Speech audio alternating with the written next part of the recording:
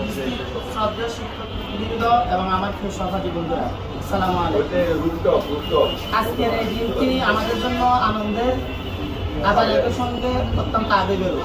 কারণ আজ আমরা আমাদের জীবনের একটি গুরুত্বপূর্ণ অধ্যায় শেষ করে নতুন এক অধ্যায়ের পথে পা বাড়াতে যাচ্ছি। একসঙ্গে কাটানো এই দীর্ঘ সময়ের প্রতিটি মুহূর্ত আজ বারবার মনে পড়ছে।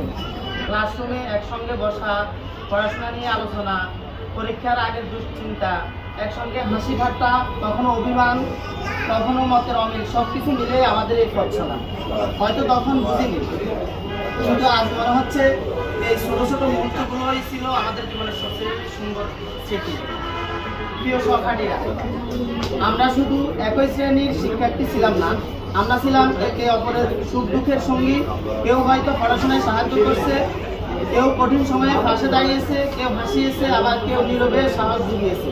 এই সম্পর্কগুলো আমাদের জীবনের অমূল্য সম্পদ হয়ে থাকবে।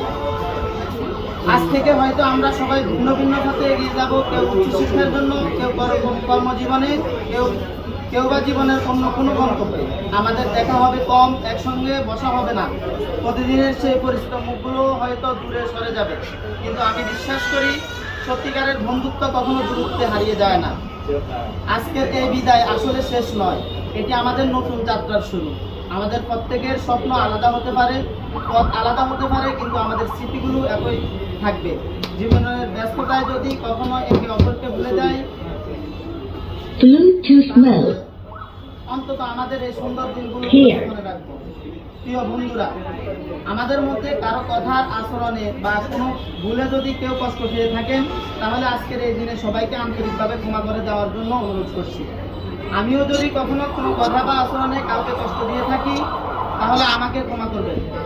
সবশেষে শুধু এটুকু বলতে চাই, আমরা হয়তো আজ একে অপরের কাছ থেকে বিদায় নিচ্ছি, কিন্তু আমাদের বন্ধুত্ব, আমাদের স্মৃতি এবং একসঙ্গে কাটানো দিনগুলো কখনোই বিদায় নেবে না। যেখানেই থাকি, যে অবস্থাতেই থাকি, সবাই যেন ভালো থাকি, সফল হই এবং একে অপরের জন্য দোয়া করি। বিদায় নয়, আবার দেখা হবে নতুন কোনো দিনে, নতুন কোনো গল্পে। সবাইকে আন্তরিক ধন্যবাদ। আসসালামু আলাইকুম।